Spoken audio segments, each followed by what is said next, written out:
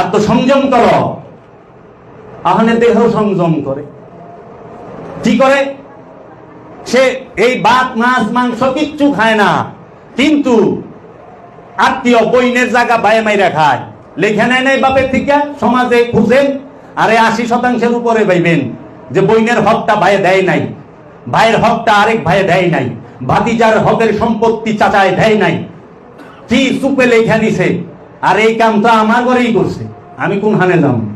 আমার আত্মীয় স্বজনের ভিতরেই আছে, বাপের কুলেও আছে, নানার কুলেও আছে। আবার হেরা উমরা হজ করে, আগ করি হজ করে, আবার 5 ওয়াক্ত নামাজ, ওই যে উজুর পানিটা সময় মতো না পাইলে, ওয়াক্ত মতো নামাজ না পড়লে মুখটা ধরফর করে। তো কইলাম সম্পদটাকে ফেরত দেন।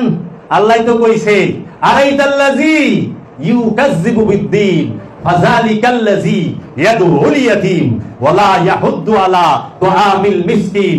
আরাইতাল্লাযী, তুমি কোন মানুষটাকে দেখেছো যে ইসলাম থেকে, ধর্ম থেকে, দিন থেকে সর্বপ্রথমেই বাদ, ফাযালিকাল্লাযী ইয়াদউল ইয়াতীম, যে এতিমের সম্পদ মাইরা খায়, এতিমের হক মাইরা খায়, দিন থেকেই বাদ। আপনি তো মুসলমানই রইলেন না, ধর্মের মধ্যেই রইলেন না, আপনি আনুষ্ঠানিক ইবাদত দিয়ে কি করবেন?